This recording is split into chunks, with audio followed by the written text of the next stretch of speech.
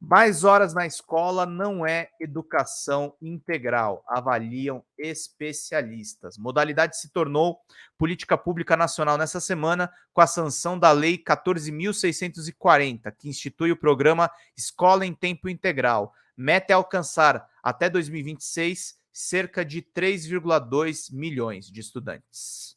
Na última quinta-feira, dia 3 de agosto, o município de Mata de São João, na Bahia, alcançou a meta de ter todas as matrículas de escola municipal em tempo integral. O marco foi atingido com a inauguração da Escola Municipal Professora Angelina Rodrigues do Nascimento, na Praia do Forte. Na cidade localizada na região metropolitana de Salvador, os alunos de educação infantil e do ensino fundamental passam pelo menos 7 horas por dia na escola e têm atividades de esporte, cultura e sustentabilidade.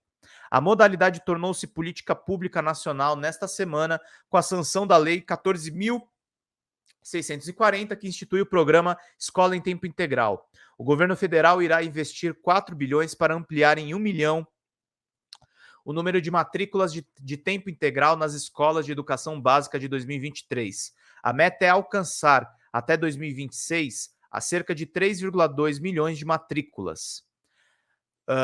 Mata de São João, segundo o secretário de Educação de município Alex Carvalho, deverá aderir ao programa federal para qualificar a oferta de ensino de tempo integral. Agora, depois da sanção da lei, os detalhes do programa serão definidos após um ciclo de seminários nas 5 regiões. Os debates começaram também nesta semana em Cuiabá e na quinta-feira e na sexta-feira, dia 4 de agosto. Os debates serão transmitidos pelo YouTube. Em Mata de São João, desde 2010, o governo local investe em educação em tempo integral. Essa decisão se baseia em estudos e pesquisas que foram desenvolvidos pelo município, que apontaram a educação integral como a possibilidade de melhorar a qualidade de aprendizagem dos alunos, diz o secretário de Educação. Oba! Obrigado, Dirce. De nada adianta ter mais horas de escola sem a qualidade e aperfeiçoamento dos profissionais de estrutura física e investimento. Obrigado, Ana Paula Menezes, ó. Beijão, querida. Obrigado a todo mundo que está nos acompanhando. Tranquilo, Sandra. Obrigado aí pelo Pix. E vai todo mundo aqui contribuindo. Já estamos aí com 25. Estamos na metade da meta. Vamos lá. Diz o secretário de Educação. Carvalho atribui a modalidade a melhora do desempenho. Obrigado, Alan Moreira. A melhora do desempenho. Deixa eu ver aqui um pouquinho. No Índice de Desenvolvimento de Educação Básica, o IDEB, que mede a qualidade do ensino. A cidade teve o melhor desempenho nos anos iniciais do ensino fundamental, do 5º ao 9º ano da região metropolitana de 2021. Além das estruturas próprias das escolas, os alunos contam com equipamentos da cidade para ensino e aprendizagem.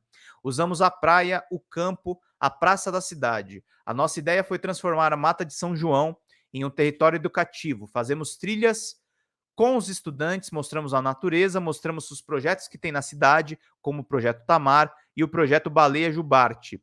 Apresentamos a história da nossa cidade, a relevância dela para o nosso país e para o nosso estado. Existe esse trabalho onde os alunos aproveitam todos os ambientes possíveis de aprendizado, diz o secretário. Referência em tempo integral. Para o Ministério da Educação, MEC, a educação em tempo integral é a ampliação do tempo de permanência nas escolas para um período igual ou superior a 7 horas diárias ou 35 horas semanais. A modalidade tem como finalidade a perspectiva do desenvolvimento e formação integral dos bebês, crianças e adolescentes a partir de um currículo intencional e integrado, que amplia e articula diferentes experiências educativas, sociais, culturais e esportivas em espaços diferentes de experiências em espaços dentro e fora da escola, com participação da comunidade escolar. A educação em tempo integral é realidade na escola de referência em ensino médio, Ginásio Pernambucano, desde 2004. A escola, que está localizada no Recife, funciona no colégio mais antigo do país, fundado em 1825. Os 692 alunos, todos do ensino médio, têm 9 aulas por dia, das 7h30 às 17 horas. Eles têm 3 refeições diárias e as atividades são tanto conduzidas por professores quanto desenvolvidas pelos próprios estudantes em alguns momentos, para incentivar o protagonismo dos adolescentes. A gente percebe a educação de tempo integral costuma conversar com os estudantes como algo que não tem a ver com o tempo que se fica na escola, mas com a integralidade da formação, integralidade enquanto formação de sujeitos sociais, diz o gestor da escola, Oscar Neto. Ela vai desenvolvendo autonomia, resiliência, proatividade, tomada de iniciativa. Os jovens são mais criativos, mais inventivos, argumentam, participam, refletem criticamente, começam a construir um arcabouço necessário para o mundo, não só para o mundo do trabalho, mas para outras esferas da vida, complementa. Neto explica que uma das atividades é criada pelos próprios jovens, o chamado Clube do Protagonismo. Tratam-se de clubes que funcionam nos intervalos de aulas, onde os alunos desenvolvem atividades como teatro, dança, xadrez e jogos de tabuleiro. Eles aproveitam esse momento para interagirem, para alicerçar as aprendizagens, explica. Para os estudantes, a presidenta da União Brasileira dos Estudantes Secundaristas, UBS, a Jade Beatriz, é uma das estudantes que cursaram o tempo integral no ensino médio na Escola Estadual de Educação Profissional Dona Creuza do Carmo Rocha, em Fortaleza. A experiência que eu tive foi positiva. Eu fiz curso técnico e no contraturno tinha oficina de teatro, oficina de dança, de canto e inclusive aula de reforço com professores. Ela ressalta, no entanto, que para que funcione, o tempo integral precisa de uma estrutura mínima e também de bolsas para auxiliar os estudantes que permanecerão mais tempo na escola. A UBS aponta alguns desafios de implementação escolar, entre eles o fato de que, para implementar o ensino integral, as escolas acabam fechando, sobretudo, o ensino noturno. Isso faz com que estudantes que precisam trabalhar acabem abandonando os estudos. Para que isso não aconteça, a estudante diz ser necessário um auxílio para que esses alunos possam ter condições de cursar o ensino integral. Além disso, ressalta, é preciso uma melhora na merenda para que os alunos tenham acesso a 3 refeições que sejam nutritivas, além da melhoria da infraestrutura das escolas, muitas vezes sucateadas. Muitos jovens estão subempregados como entregadores nos sinais vendendo bala. Para combater isso e também o trabalho infantil, a gente entende que é importante ter bolsa permanência nas escolas em tempo integral, que isso seja feito de forma qualitativa, entendendo que as escolas que vão aderir, precisam passar por uma reestruturação tanto da parte pedagógica quanto da infraestrutura, diz Beatriz. A educação integral, a Lei de Diretrizes e Bases, a LDB, prevê que as escolas tenham carga horária mínima de 800 horas, distribuídas de no mínimo 200 dias de efetivo trabalho escolar, o que equivale a 4 horas diárias. Estender a jornada escolar é uma meta prevista no Plano Nacional de Educação, o PNE. O PNE estabelece a oferta de educação em tempo integral de no mínimo 50% das escolas públicas, de forma a atender pelo menos 25% dos alunos de educação básica. O relatório do 4º ciclo de monitoramento das metas, o PNE de 2022, mostra que o percentual de matrículas em tempo integral na rede pública brasileira caiu para 17,6% em 2014 e para 15,1% em 2021.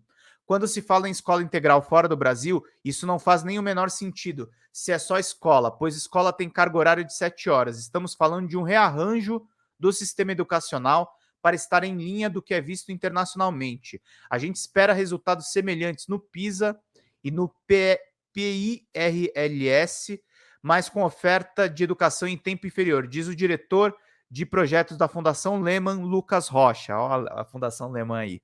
O gerente de políticas educacionais do Todos para a Educação, Ivan Gontijo, complementa: acho que o governo federal acerta em lançar um programa para induzir as matrículas em tempo integral para estudantes passem mais tempo na escola, mas o grande desafio é que essas escolas vão ser transformadas em tempo parcial para tempo integral, sejam escolas tenham propostas pedagógicas diferenciadas, porque só aumentar a carga horária para ser mais do mesmo não faz muito sentido. Então, eu acho que é o grande desafio para a implementação dessa política, como garantir que essa escola em tempo integral seja verdadeiramente integral. Gontijo ressalta que a escola em tempo integral não pode ser uma escola em que os alunos, ao invés de passarem 4 horas sentados enfileirados, passem 7 horas. Não é essa a proposta. É uma proposta que os estudantes são colocados num centro de processo de ensino e aprendizagem, tem o seu processo de protagonismo juvenil desenvolvido, tem outra relação com o espaço na escola. Isso é uma coisa que a gente precisa pensar.